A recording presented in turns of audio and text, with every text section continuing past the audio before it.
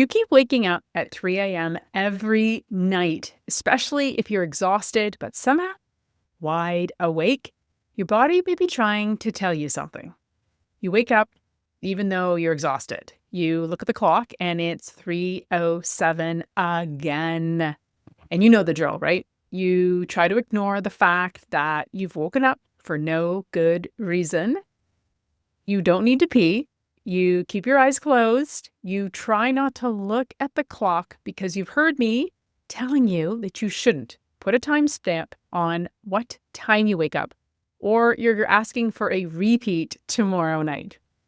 You try to lie super still and talk yourself into going back to sleep.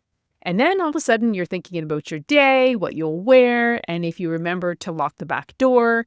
You finally decide that you'll need to find your cute blue sleeveless top because the forecast you checked before going to bed was calling for 30-degree weather tomorrow. Still keeping your eyes closed, you suddenly feel the urge to pee and slowly drag your body out of bed while keeping your eyes closed because you can't possibly be awake at 3 a.m. again for the third time this week. And by some miracle, you finally nod off back to sleep somewhere around 4:46 before you finally wake up with the sunshine and the birds a couple of hours later. I know. It's annoying.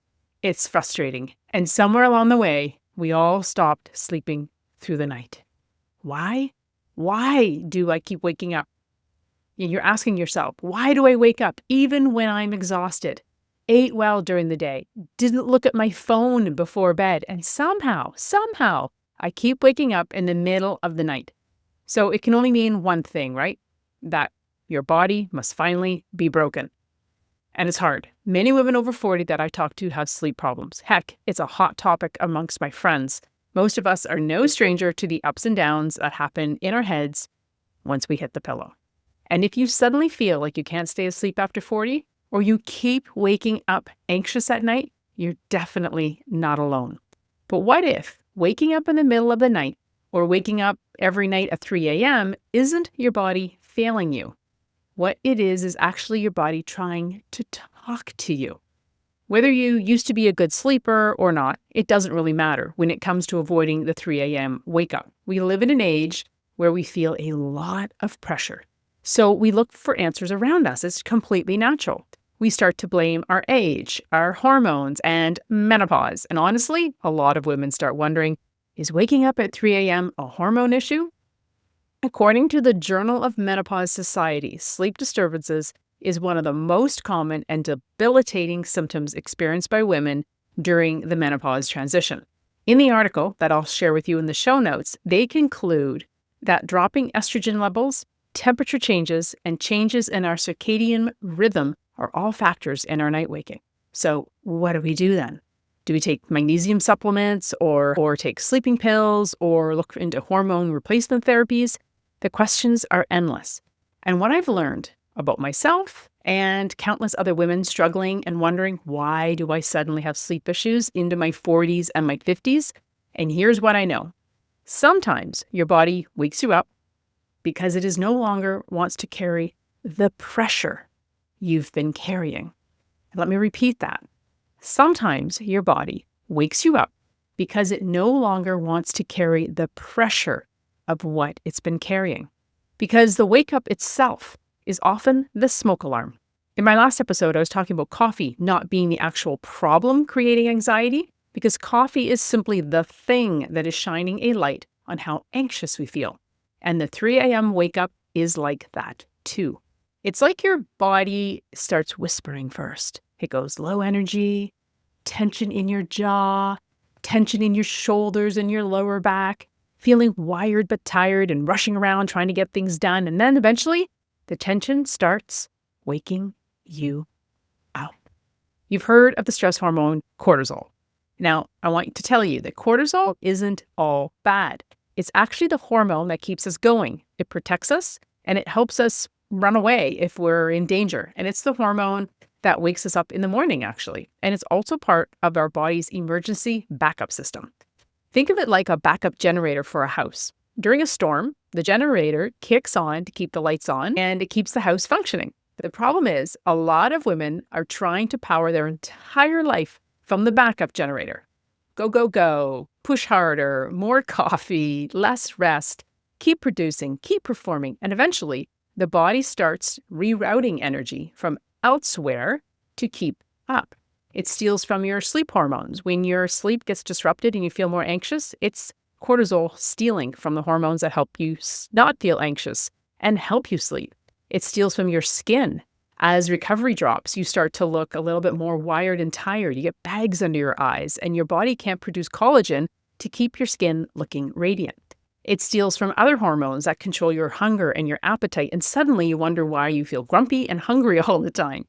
Because your body is trying to protect you and keep you functioning. But a backup generator was never meant to power the whole house forever. And this is where I see a lot of women spending the whole day. It's overriding their body, or not taking breaks to get up from their desk or put their phone or computer away for 10 minutes and step outside. They don't listen to their hunger cues and eat standing up. I know I've done it too. Then when they are hungry, they aren't prepared to eat. And running around trying to find a quick meal doesn't leave them satisfied. I see it as a constant hamster wheel of not having our own back, but pushing ourselves instead. And when women spend the whole day overriding their body, it is the 3 a.m. when their body finally gets to speak. And it can leave the body stuck in night watchman mode. Traditionally, certain times of night were connected to different organ systems and emotional patterns. By supporting an organ system during the day to feel supported, it allows it to feel supported at night. You can support your body using certain foods, movement, even recovery. Things like quiet time that the nighttime organ systems adore. Ancient systems understood something modern women are kind of rediscovering. It's that the body has rhythms and we can do daytime things to support it. If you stop and look at your patterns, what are you noticing when you wake up at 3 a.m.? Are you the treadmill type who has trouble slowing down and you're running on adrenaline? It's very common. Don't beat yourself up for it. I had a one-on-one client actually who was sleeping terribly, but she got up every single morning and she worked out hard. Like, I mean hard. She felt wired all the time, on edge, and she was frustrated by her weight. But I still could not convince her to back off on her workouts. It was just part of who she was. And it's a common problem. So like I said, don't beat yourself up. I used to do it too. We are taught, revered even, to push our bodies. And heck, who ever thought about recovery post-exercise or post-busy day? No, we've never talked about that. We're far too disconnected from our bodies. And this is where most women get this wrong because it keeps your nervous system, volume system, and that whole switch cranked up high and stuck in the on position. So what do? If we are trying not to push so much, but we still find ourselves awake at 3 a.m., here's another area I want you to look at, your nutrition. Not huge fixes here, just tiny changes like protein earlier in the day, before the workout, calming your body before caffeine with rebounding, light movement like stretching or my morning energy routine that I teach inside the Flourish Academy, and the metabolic belly breath breathing that I teach them too, and asking what happened before this pattern started. The more we can connect with our body instead of being disconnected, like my client who couldn't give up her morning workout and continued to suffer, instead we could choose a quieter moment a few times a week. Because sometimes the goal isn't forcing yourself back to sleep. Sometimes the goal is helping your body feel safe enough to rest. Because your body is not trying to ruin your life, I promise. Its job your whole life has been to protect you, and now it's trying to get your attention. It works by making you feel hungry, tired, wired, and then waking up at 3 a.m. I know for sure your symptoms are rarely random. They're clues. They're breadcrumbs, they're little post-it notes from your body. The women I see start shifting the fastest aren't the women who force harder.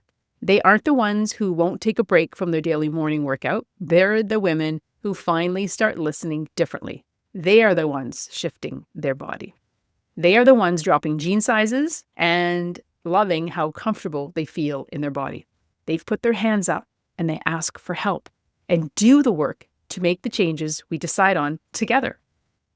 Your symptoms are rarely random. They're clues, they're breadcrumbs, they're post-it notes, as I said, from your body. And the women I see shifting the fastest, as I mentioned, aren't the women who are forcing harder. They're the women finally learning to listen differently. So if you feel like your body has been trying to get your attention lately, I'd start with my Hidden Clues quiz. It helps you uncover some of the patterns and signals your body may already be giving you. And if this episode felt a little too familiar and you're tired of blaming your body, your hormones, your metabolism, and your willpower, come join me inside the Stop Blaming the Dryer workshop. It's where I'm going to walk you through how to stop fighting your body and start understanding what it may actually be saying.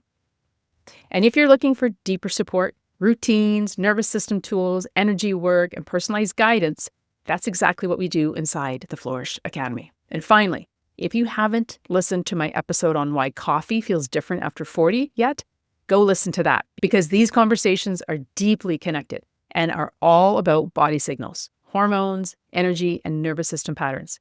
And make sure you subscribe here because I have a lot more coming. And don't forget, remember, it's all about you being you.